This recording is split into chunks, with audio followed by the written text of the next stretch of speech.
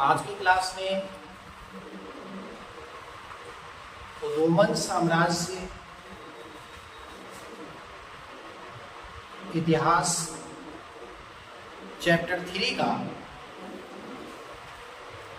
जो important NCERT जो question answer है उसके बारे में आपको समझा देंगे। सबसे पहले देखिए रोमन साम्राज्य के बारे में आपकी क्लास हो चुका है ना। रोमन साम्राज्य जो है वो इतिहास इसका है रोमन साम्राज्य का कि रोमन साम्राज्य पहले एक गांव हुआ करता था। रोम एक गांव हुआ करता था। साम्राज्य पहले शुरुआत में नहीं था, ठीक है। एक छोटा सा गांव जिसको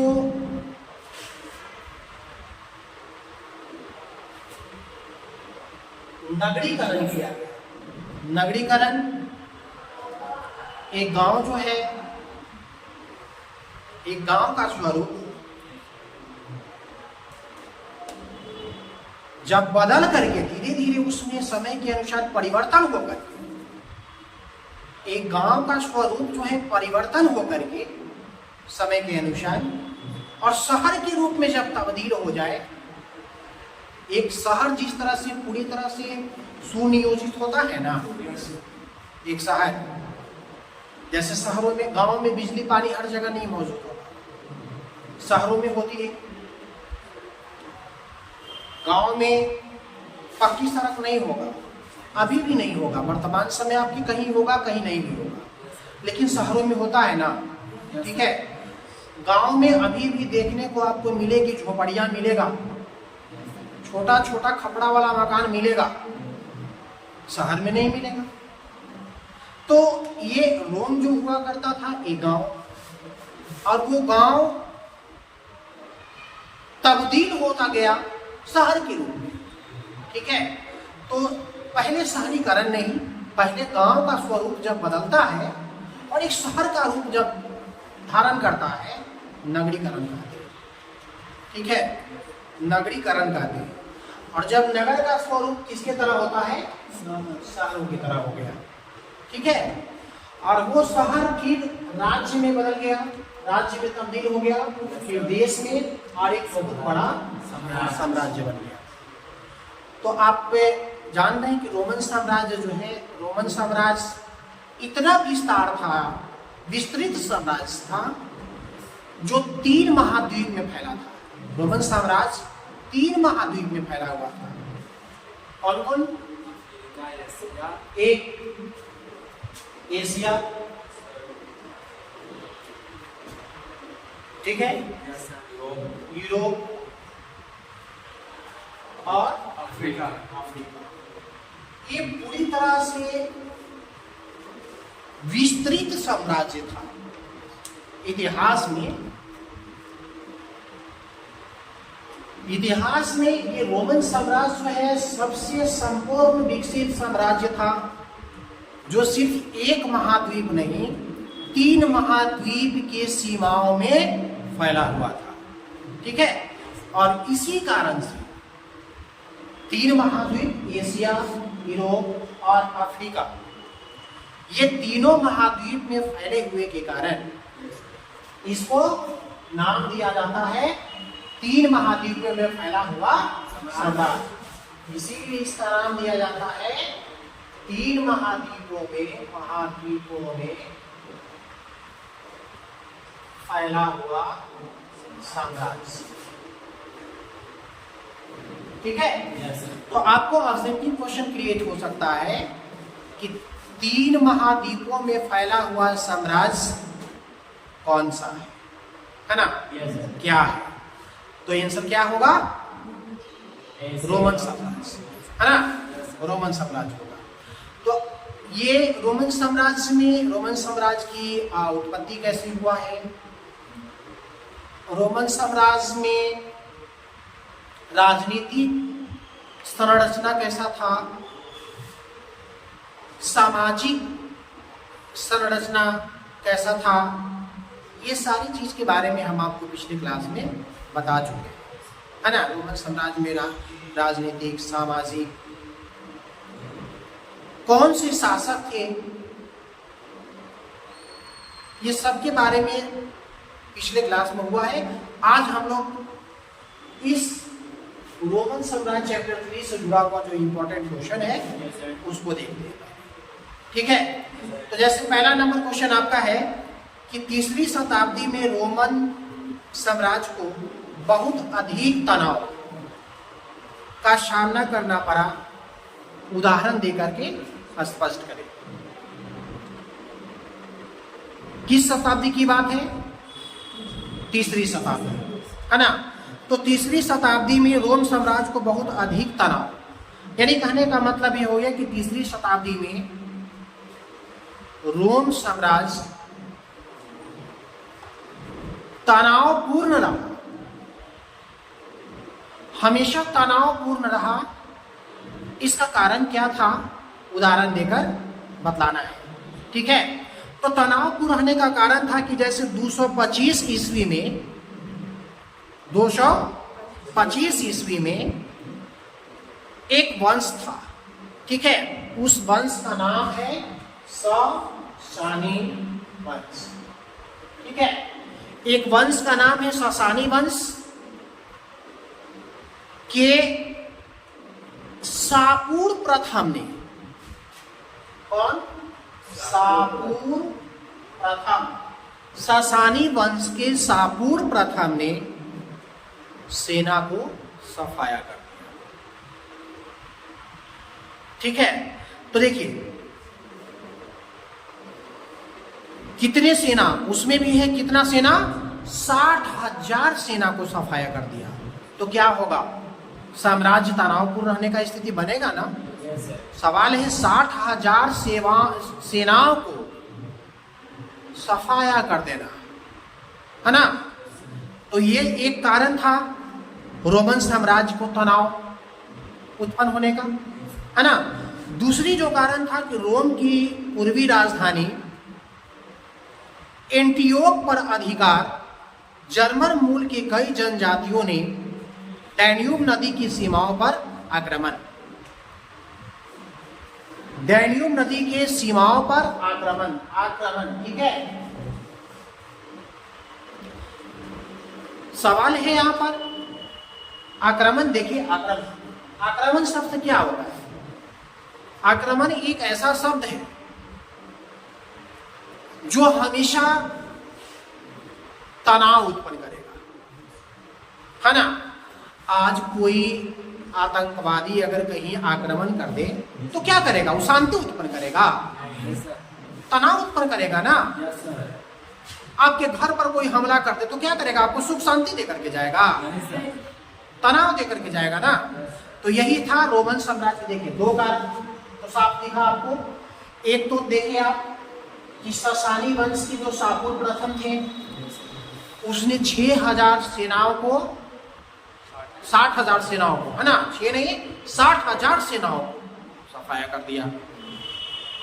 उसके बाद दूसरा क्या हो गया कि ये रोम की पूर्वी राजधानी एंटोरियो पर अधिकार जर्मन मूल के जनजाति डेन्यू नदी के सीमाओं पर आक्रमण कर दिया, ठीक है। और फिर अगला जो कारण था विदेशी बर्बर के लगातार आक्रमण, विदेशी भी, ठीक है, विदेशी जितने विदेशी के बारे में भी कहा गया कि उन्होंने भी आक्रमण किया, है ना। ये तीसरा कारण था। चौथा कारण था 47 वर्ष में 25 सम्राट सत्तासीन होना। 47 वर्ष में 25 सम्राट का सत्तासीन होना, ठीक है। तो ये सब जो कारण था, किसका कारण था? तीसरी शताब्दी में रोम साम्राज्य को अधिक तनाव की स्थिति में रहने का कारण था। यानी इन्हीं सभी कारणों से रोम साम्राज्य तीसरी शताब्दी में तनावपूर्ण रहा। समझ गए? उसके बाद फिर रोम में सिंहासन पारिवारिक वंश क्रम पर आधारित था। जो रोम में जो शासन के बारे में कहा गया है कि रोम की जो शासन थी, यानी रोम में सिंहासन यानी कि अपनी राजगद्दी के लिए सिंहासन के लिए, ठीक है, वो वंश क्रम पर आधारित था। इसको उदाहरण सहित वर्णन करना है।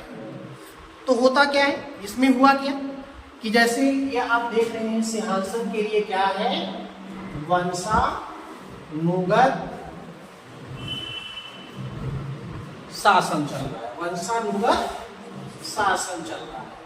वंशानुगत शासन का मतलब हो गया कि जैसे अपने पूर्वज से जो शासन चला आ रहा है ना, उसी के अधिकार में रहेगा। जैसे अगर दादाजी थे तो दादा के बाद पिता, और पिता के बाद पिता का पुत्र, है ना, इस तरह से। जिस तरह से अगर मान लिया कि कहते हैं कि मुगल वंश में शासन कैसा था, मुगल वंश में भी शासन वंशानुगत था। स्थापना कौन किए थे? बाबर, है ना। अब बाबर के बेटा कौन, उत्तराधिकारी कौन बना? हुमायूं। हुमायूं बाबर के बाद उत्तराधिकारी बने हुमायूं। हुमायूं के बाद अकबर, अकबर के बाद जहांगीर, जहांगीर के बाद शाहजहां, है ना। इस तरह से फिर औरंगजेब। तो ये शासन क्या था? वंशानुगत था, ठीक है, वंशानुगत था। तो इसी तरह से इसमें भी दिया है कि रोम में सिंहासन पारिवारिक वंश क्रम पर आधारित था। इसको उदाहरण सहित बताना है, ठीक है। तो पिता का राज पुत्र को मिलता था। पिता का राज्य जो है ना, वो पुत्र को मिलता था। वंशानुगत हुआ, ठीक है। सेना में इस सिद्धांत, सेना भी इस सिद्धांत को मानती थी। जो सेना था इस सिद्धांत को मानता था। किस सिद्धांत? वंशानुगत सिद्धांत को, ठीक है। फिर तीसरा पॉइंट है कि अगस्टस जूलियस सीजर को गोद लिया पुत्र था। अगस्टस जो था जूलियस सीजर का गोद लिया पुत्र था। देखिए ये इसके बारे में आ रहा है, अगस्टस के बारे में, है ना। तो अगस्टस जो था वो जूलियस सीजर, जूलियस सीजर ये गोद लिया हुआ पुत्र था। गोद लिया हुआ पुत्र का मतलब कि अपना संतान जब ना हो तो उसको लेकर अपना पालन पोषण करना, यानी कि अपने पुत्र के रूप में उसको पालना। तो ऐसा क्यों किया था? जूलियस सीजर ऐसा क्यों किया था? क्योंकि वो एक राजा था, है ना। और शासन कैसे चलता था? वंशानुगत चलता था। पुत्र नहीं था, तब पुत्र ना होने के कारण उसको लेना क्या पड़ गया? गोद लेना पड़ गया अगस्टस को, ठीक है। तो था क्या कि अगस्टस जूलियस सीजर का गोद लिया हुआ पुत्र था। तो ये उदाहरण क्या स्पष्ट करता है? उदाहरण ये स्पष्ट करता है कि रोम साम्राज्य में जो सिंहासन था, यानी कि शासन जो था राजगद्दी के लिए, ये वंशानुगत था, ठीक है। उसके बाद चौथा पॉइंट, तिबेरियस भी अगस्टस का अपना पुत्र नहीं था। अगस्टस तो हो गया ना, उसके बाद अगस्टस के बाद तिबेरियस। तो ये तिबेरियस भी जो था ना, तिबेरियस भी अगस्टस का अपना पुत्र नहीं था, लेकिन उसको गोद लेकर के, गोद क्यों लिए? क्योंकि अपना संतान हुआ और अपना वंश चलता रहे, अपना जो राजगद्दी है वो दूसरे के हाथों में ना जाए, अपना वंश चलते रहे आगे। ठीक है। फिर पांचवा है कि सत्ता का सहज परिवर्तन सुनिश्चित करने के लिए ऑगस्टस ने टिबेरियस को गोद लिया था। ऑगस्टस, जूलियस सीजर ने किसको गोद लिया था? ऑगस्टस को। समझ में आ रहा है ना? ठीक है। जूलियस सीजर गोद लिया था किसको? ऑगस्टस को। ऑगस्टस गोद लिया था किसको? टिबेरियस को। तो गोद लेने के पीछे कारण क्या था? गोद लेने के पीछे कारण यही था कि अपना वंश आगे चलता रहे और अपना वंशज जो है ना, सिंहासन, ये दूसरे के हाथों में ना जाए। क्लियर? है ना? आगे फिर तीसरा क्वेश्चन है कि रोम साम्राज्य सांस्कृतिक विभिन्नता का अनुपम मिश्रण था। इस कथन की विवेचना करें। ठीक है। यानी रोम साम्राज्य सांस्कृतिक विभिन्नता का, सांस्कृतिक विभिन्नता, सांस्कृतिक विभिन्नता,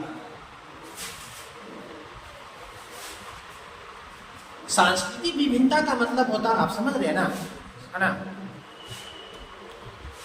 क्लास में अगर कोई बैठा बार बार जब आयु भाई लेते रहे तो समझो ना कि उसको नींद आ रहा है, उसको मन ना लग रहा है, समझा करेगा। आज कॉन्सेंट्रेशन बनाए रखो। देख, यहां पर सांस्कृतिक विभिन्नता की बात करते हैं। ठीक है ना? सांस्कृतिक विभिन्नता का मतलब होता है कि अपनी भारत की बात कीजिए, खुद अपनी भारत की बात कीजिए, है ना? एक कहा जाता है कि विभिन्नताओं का देश है। कारण क्या?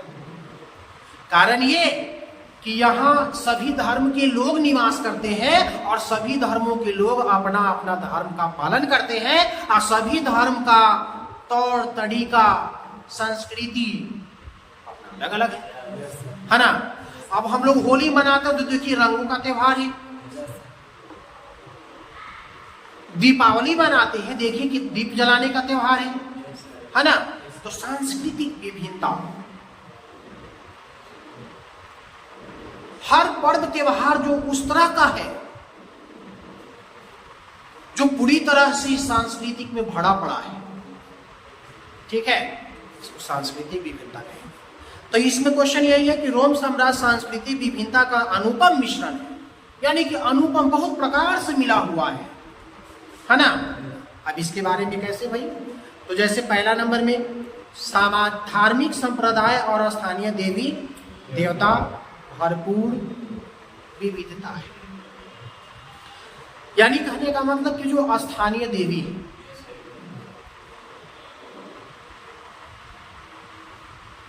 आप अपने ही, हम लोग अपने मंदिर में चले जाएंगे तो धार्मिक विभिन्नता दिख जाएगा खुद अपनी मंदिर में। मंदिर के एक पार्ट्स में आपको दिखाई पड़ेगा कि ये हनुमान जी हैं। यहाँ अपनी गांव की म्यात्री देवी है, देवी स्थान जिसको कहते हैं, है ना? फिर कहीं आसपास में देखिएगा कि ये शंकर भगवान है। तो क्या ये देखा गया कि ये विभिन्नताएं देखा गया, है ना? तो ये भी आज का नई कल्चर ये नहीं देखा गया, रोम साम्राज्य में भी देखा गया था कि ये विभिन्नताएं था। ठीक है? उसके बाद बोलचाल की अनेक भाषाएं, रोम साम्राज्य में भी इतनी प्राचीन साम्राज्य है, बोलचाल में भी विभिन्नताएं था। आज हम लोग अगर मान लो कि बिहार में है और बिहार से अगर चले जाओगे आप आरा तरफ, बिहार में ही, बिहार से बाहर नहीं, आप वहां के लैंग्वेज देखिए ना, बोलचाल बदल जाएगा। और थोड़ा यूपी साइड चले जाइए, बंगाल में चले जाइए, भाषा बदल जाता है ना? तो ये तो हम लोग तो अभी आधुनिक काल में न जी रहे हैं, ये था एक प्राचीन काल की बात है ना? यानी उस समय भी था बोलचाल की अनेक भाषाएं। वेशभूषा की विभिन्न शैलियां थी। वेशभूषा यानी कि रहन सहन, लोगों का पहनावा उस समय भी अलग अलग था। प्राचीन साम्राज्य की बात है, रोम साम्राज्य की। उस समय में भी इतिहास गवाह है, इतिहास बतलाता है कि वेशभूषा भी विभिन्न शैलियों की थी, है ना। उसके बाद तरह तरह के भोजन, आज तरह तरह का भोजन मौजूद नहीं हुआ है। ये इतिहास रोमन साम्राज्य बताता है कि पहले भी तरह तरह के लोग भोजन किया करते थे, ठीक है। फिर उसके बाद बस्तियों के अनेक रूप, अनेक बस्तियों के अनेक रूप कहने का मतलब कि बस्ती एक ही प्रकार का नहीं था। बस्ती उस प्रकार का था, कोई बस्ती पूरे अमीरों की थी, कोई बस्ती मध्यम वर्ग का भी था, कोई बस्ती गरीब वर्ग का भी था, जो आज भी हुआ करता है ना। आज भी वर्तमान समय में देखिए, कहीं झुग्गी झोपड़ी है, कहीं छोटा सा घर है, तो कहीं इतना बड़ा महल है कि ऊपर का आदमी छोटा छोटा दिखाई देगा, ऐसा है। तो ये जो था जो बस्तियों का अनेक रूप, ये रोमन साम्राज्य में भी देखा गया था, है ना। तो इससे क्या पता चला? इससे पता चला कि रोम साम्राज्य सांस्कृतिक विभिन्नता का अनुपम मिश्रण था। यानी रोमन साम्राज्य विभिन्न सांस्कृतिक विभिन्नता का मिश्रण था, ठीक है। फिर हम लोग देखते हैं आगे कि भूमध्य सागर और निकटवर्ती पूर्व में दास्ता रूपी संस्था की गहरी जड़ों की विश्लेषण करना है। तो जैसे रोमन साम्राज्य में दास्ता की जड़ें क्या थी? गहरी थी। दास्ता की जड़ें गहरी करने का मतलब कि रोमन साम्राज्य इतना विस्तृत हो चुका था जो 3 महाद्वीप में फैल चुका था, है ना। रोमन साम्राज्य 3 महाद्वीप में फैल चुका था, तो उसकी क्या होगी? जड़ें मजबूत होगी, है ना। तो ये इसीलिए कहा गया कि इसकी जड़ें मजबूत थी। पेड़ बहुत बड़ा होगा तो उसका जड़ छोटा होगा, उसकी जड़ जो होगा पूरा विस्तृत होगा। उसी तरह से रोमन साम्राज्य के बारे में कहा गया कि इसकी जड़ें काफी मजबूत थी, है ना। उसके बाद फिर था, लेकिन इसका तात्पर्य नहीं कि अधिकांश श्रम दासों द्वारा किया जाता था। फिर ईसाई धर्म के राज्य बनने के पश्चात भी गुलामी की प्रथा को कोई गंभीर चुनौती नहीं। देखिए, जड़ें तो मजबूत थी, है ना, लेकिन पिछले क्लास में आपको पढ़ाया था कि सामाजिक विभिन्नता था। समाज में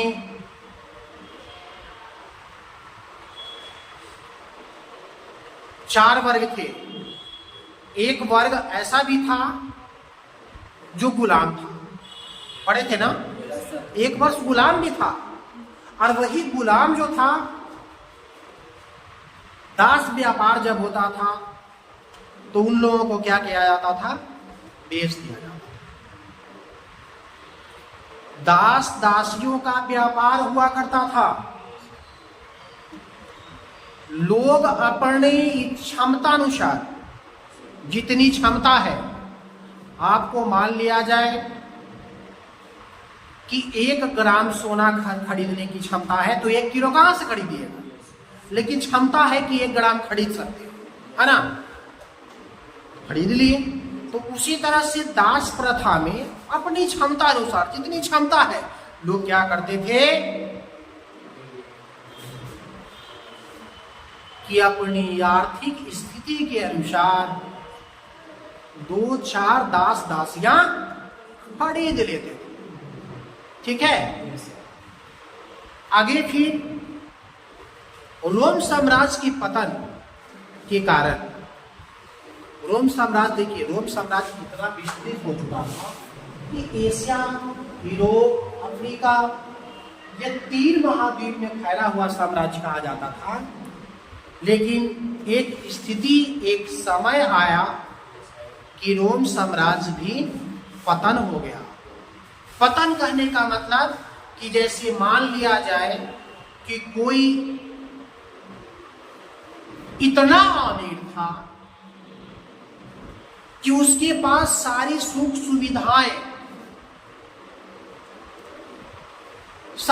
सुविधाएं मौजूद था। ठीक है, घर में एक नहीं 2-4 गाड़ियां था, घर छोटा नहीं घर महल था। लेकिन पतन का मतलब क्या हुआ कि वो उसकी आर्थिक स्थिति धीरे धीरे ऐसी खराब होती चली गई कि एक गाड़ी नहीं सब गाड़ी खत्म हो गया। आज उसकी बारी आ गई साइकिल की। तो ये जैसे अमीरी से गरीबी यानी कि ऊपर से ये घटते हुआ जो स्थिति है, ये पतन का स्थिति है। ठीक है, तो रोमन साम्राज्य आखिर रोमन साम्राज्य नहीं पतन की ओर क्यों चला गया? तो कुछ कारण होगा, है ना। एक आदमी जीता जागता सबूत एकदम बिल्कुल मेरे गांव की घटना, इतना सुखी संपन्न, ठीक है, कि उसके पास जब धन आया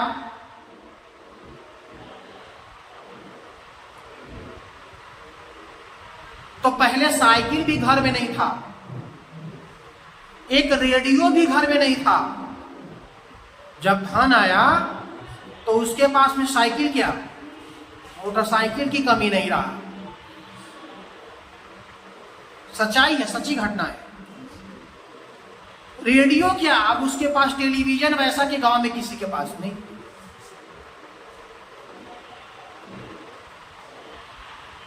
लेकिन वर्तमान स्थिति ऐसी कि आज कुछ नहीं, तो उसके पीछे कुछ कारण क्या? बिना कारण का आखिर क्या हो सकता है? जैसे मान लिया कोई अमीरी और एक दिन गरीबी, अमीरी से गरीबी की तरफ आना, ये पतन कहलाएगा। तो उसके पीछे क्या होगा? समय का सही उपयोग नहीं करना या उस धन संपत्ति का सही उपयोग नहीं करना, यही ना हो सकता है। अगर सही उपयोग करते, आपके पास अगर धन है और आप उसको ऐसे जगह पर निवेश किए हैं, अपने धन का निवेश उस तरह से कि वो धन कमा नहीं बढ़ा, है ना, लेकिन एक वैसा निवेश करना कि जो था वो धीरे धीरे घट जाना, तो क्या कहलाएगा? पतन कहलाएगा। तो रोमन साम्राज्य इतनी बड़ी विस्तृत था, जो 3 महाद्वीप में फैला हुआ था, तो इसका कुछ बहुत बड़ी कारण होगा जिसके कारण से रोमन साम्राज्य एक दिन अपनी विघटन की ओर चला गया। कारण क्या था? तो इसका मुख्य कारण था कि रोमन साम्राज्य के पतन की प्रक्रिया में बाहरी आक्रमण का योगदान था। बाहरी आक्रमण, अपने भारत पर ही देखिए ना, कौन आक्रमण नहीं किया।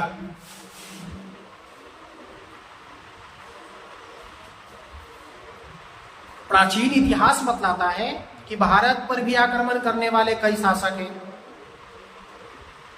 ठीक है, तो जब अंग्रेज भी तो आकर के यहां दमन किया, शासन किया, है ना। तो रोम साम्राज्य का पतन का एक सबसे पहला कारण था बाहरी विदेशी आक्रमण। आपको पहले भी बताया कि आक्रमण में क्या होगा, सुख शांति तो होने वाला नहीं,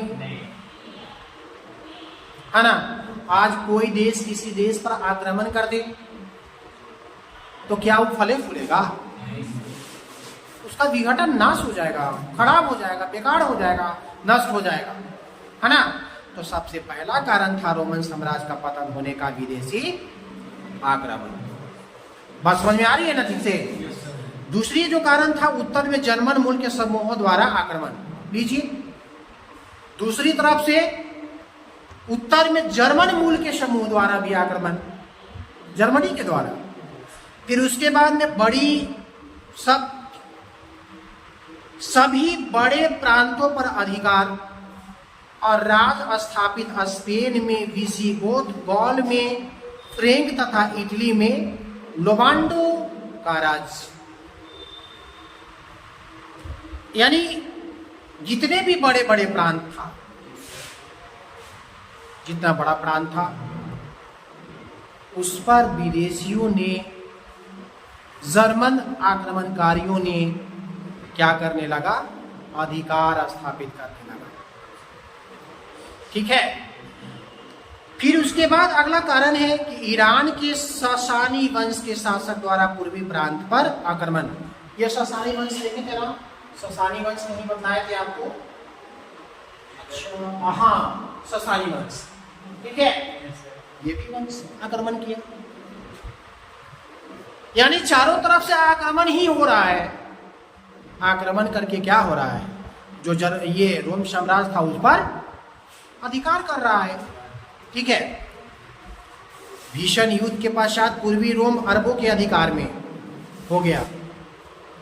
जब आक्रमण हो रहा है तो फिर अपनी शासक जो था, रोम की शासक क्या था, रोम की शासक ने भी अपनी प्रयास किया। आक्रमण, वो भी आक्रमण को रोका, यानी कि उसके विरुद्ध लड़ाई किया। फिर भी अरबों ने अधिकार कर लिया, है ना। तो देखिए धीरे धीरे इससे क्या पता चला कि जो रोम की साम्राज्य इतनी बड़ा एशिया, अफ्रीका, यूरोप में फैला हुआ साम्राज्य था, जो विदेशी आक्रमणकारियों के कारण स्पष्ट होता है कि विदेशी आक्रमणकारियों के कारण एक विस्तृत रोमन साम्राज्य धीरे धीरे पतन की ओर चला गया। ठीक है।